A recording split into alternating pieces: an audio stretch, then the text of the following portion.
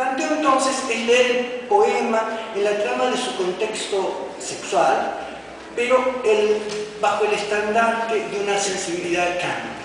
Véanse las palabras trapear, volados, festones del texto. Y una intención queer de instituir una mayor visibilidad para la disidencia. Esta lectura, un poco a contrapelo de la que se viene haciendo sobre la obra de Berlinguer, implica ciertos riesgos. Por ejemplo, dejar sin iluminar las zonas que ya han sido recorridas por otros investigadores en otras lecturas. Bajo esta propuesta de análisis, veamos cómo continúa el poema. Los escozores de la franela sobre el zapato de pájaro tinto dan paso al anhelar o pegan toques de luna creciente o de frialdad en el torcido respaldar que disimula el brinco tras un aro de fumo y baban carreteles de goma que dejan resbaloso el rayo del mirador entretenido en otra cosa. Aleve como la campanilla del luceo, el iluminador los despabila y reparte polveras de Esmirna en el salitre de las bocamangas y en el rush de las gasas que desfianzan las bocas, esparciendo un cloqueo diminuto de pez espada atrapado en la pecera o de manatí vuelto sirena para reconocerlos. Pero apenas los prende de plata, se aja el rayón y los sonámbulos encadenan a verjas de fierro para recuperar la sombra o el remanso del cuerpo derramado como yerra, las palanganas de esmerilo, el caucho que flota en la redoma, donde se peinan tallarinesco o anguiloso el pubis en un sedazo de humedad. Y el sexo de las perlas arroja tarascones lascivos a las tibias de los que acesan. Hurtarse de la miel que lame el brin de marinero que fumando ve mirar la pantalla donde los ojos pasan otra cinta y entretenido en otro lado mezcla las patas a la ojera carnosa que acurrucada en el follaje folla o despoja al pájaro de nombres en una noche americana. La primera impresión que produce este texto es de un intenso sentimiento de rechazo, de repulsión quizás, pero también hay que tener en cuenta que la aparición de un lenguaje tan osado ha sido, en 1980, posible gracias a lo que la época de las posvanguardias de los años 40 y 50 se estaba tornando aceptable como materia poética. Es cierto que a partir de mediados del siglo XX se produce una verdadera revolución estética en el campo de la poesía, que es en definitiva algo por lo que habían luchado ya los vanguardistas de la década del 20 y del 30, sin llevarlo hasta las últimas consecuencias, visto desde ahora. Comenzando por la imitación de la lengua oral y de las situaciones de la vida cotidiana, ahora se llega también a los bordes de la sociedad en una poesía que se permite incurrir en toda clase de deslices sexuales. En este contexto de renovación, el poema de Berlinguer no deja de ser disruptivo, especialmente porque la exposición de las conductas de marineros y otros varones aparece claramente de búsqueda de oportunidades sexuales en el ámbito del Palacio del Cine. Y el lector debe entender, por lo tanto, para quienes este centro del placer es realmente un palacio y en qué consiste su encumbramiento a esta categoría.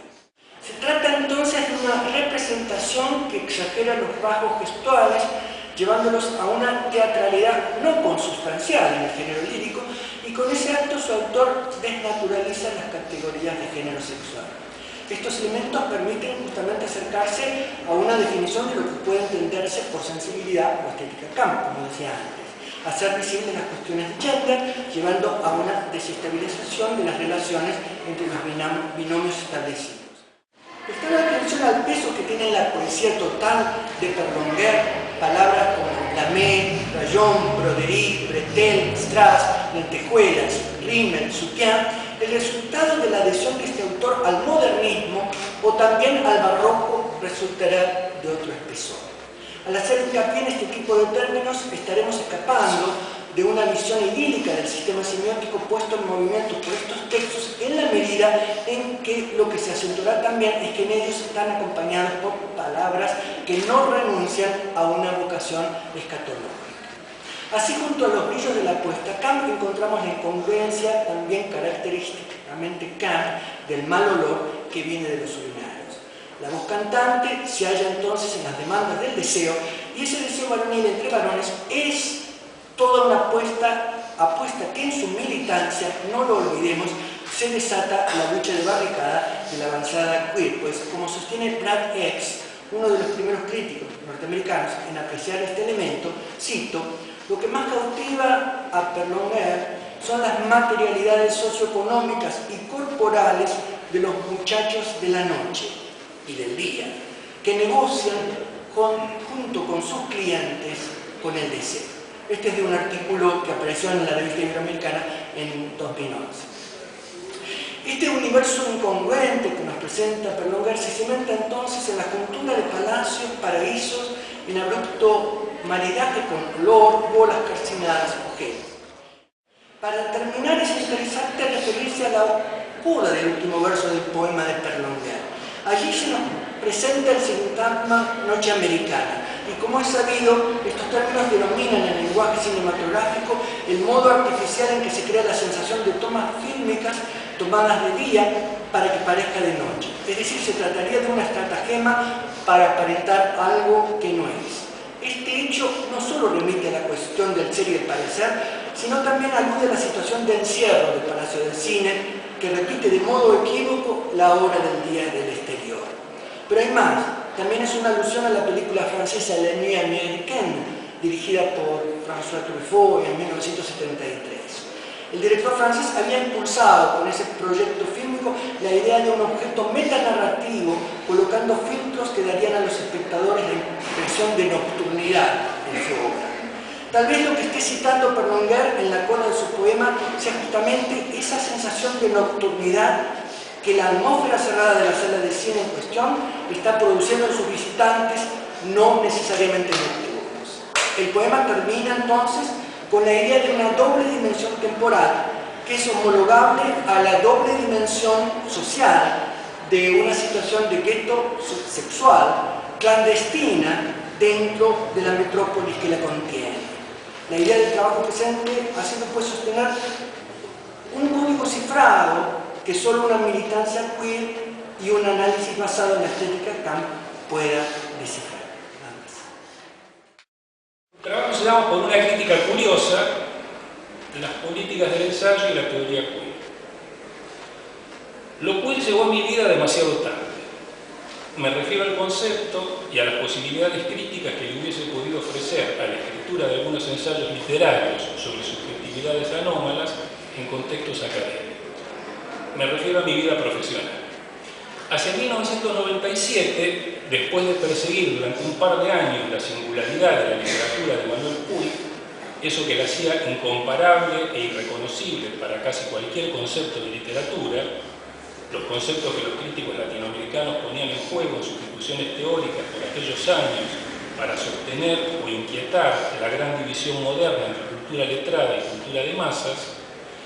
Hacia 1997, después de localizar la diferencia de la literatura de Puig, tratando de no inmovilizarla, de no reducirla a la afirmación de una diversidad relativa, subordinada a la lógica de los enfrentamientos por el poder cultural, decidí avanzar por el camino disciplinado, pero inevitable, de la contextualización. Con Deleuze y Guattari había aprendido que la experimentación literaria, la invención sintáctica de efectos impensados, excede e impugna las previsiones de la historia, pero sin la referencia al conjunto de condiciones casi negativas que la hacen posible a la experimentación, permanecería indeterminada. La pose Kant se resuelve inmediatamente en gesto político. El guiño seductor para consumo de los entendidos libera una potencia díscola de alcances imprevisibles.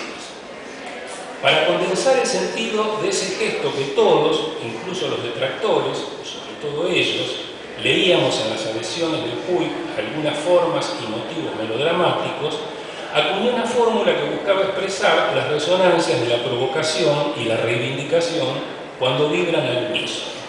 Sí, ¿y qué? Sí, sé que esto que me atrae es vulgar, de mal gusto, que está lejos de ser auténticamente artístico, porque yo también sé que es el auténtico buen gusto en materia de arte, y que me importa que los amos de la cultura lo desprecien, si a mí me da placer, un placer que las intimidaciones del buen gusto reprimen. Como en todo arte locucionario, el éxito de la fórmula depende en buena medida del tono con que se la pronuncia. En este caso, yo nunca me sale, una combinación de ligereza, amaneramiento y arrogancia.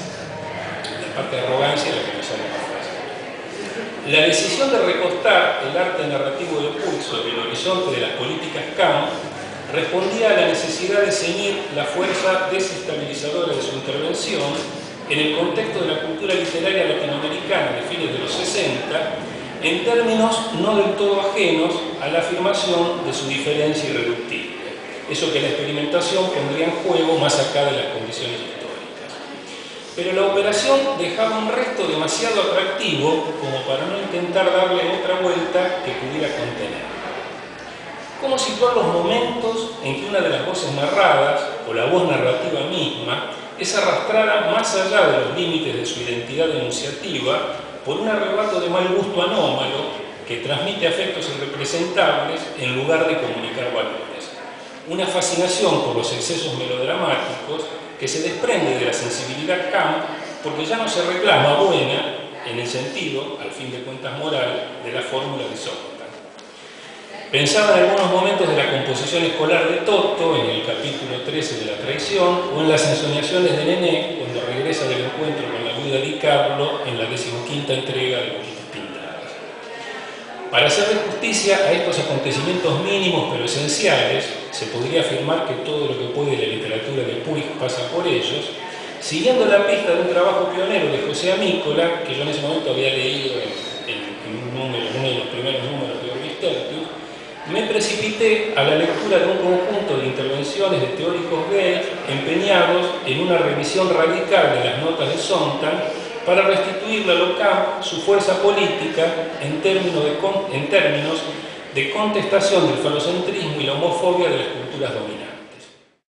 Aunque me remitía a un área de significaciones difuso, raro, extraño, extravagante, perturbador, excéntrico, en el que notaba la ausencia de un matiz decisivo que era incapaz de identificar, entendí enseguida cuál podía ser la eficacia de un discurso sobre lo queer en el contexto de mis preocupaciones críticas del momento.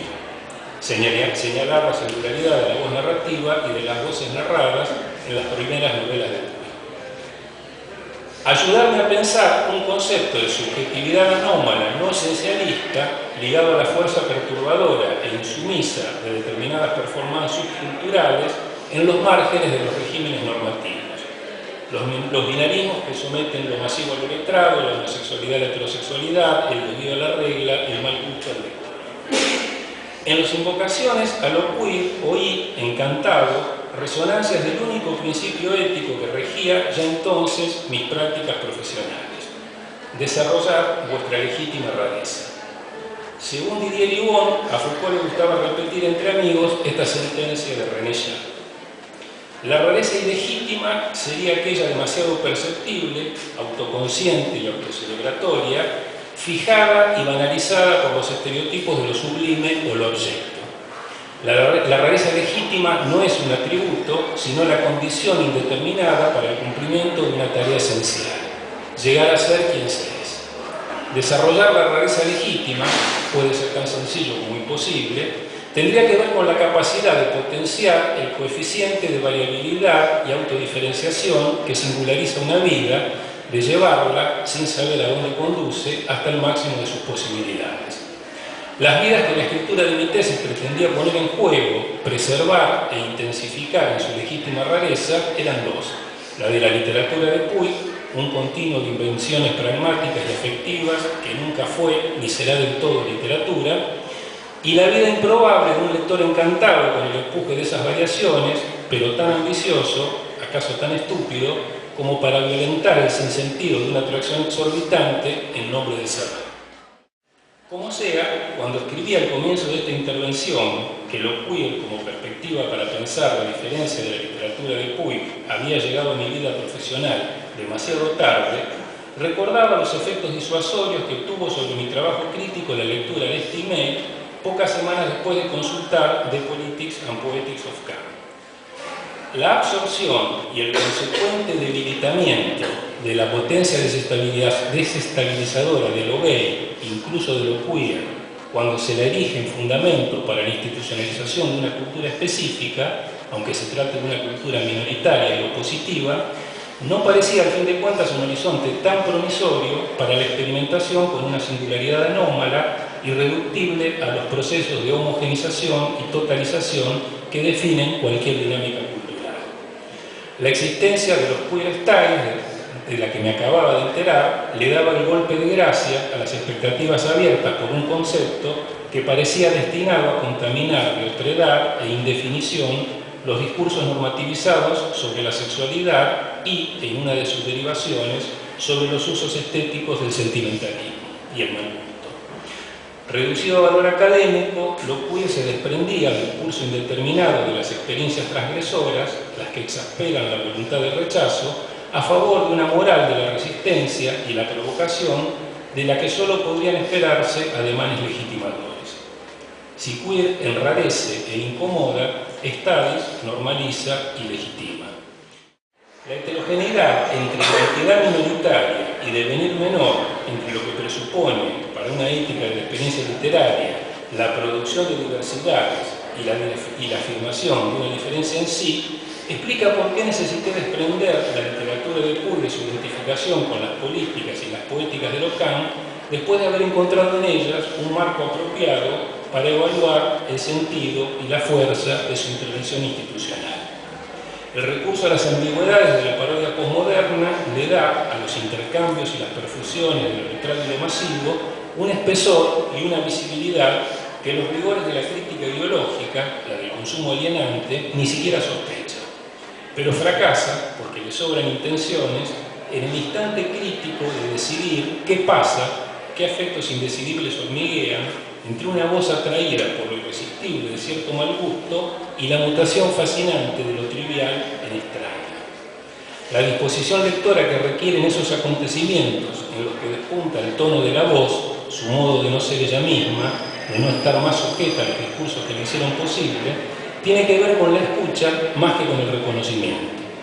Lo que pasa por esos intervalos, la fuga de Toto a lo monstruoso, pasa más acá de lo visible.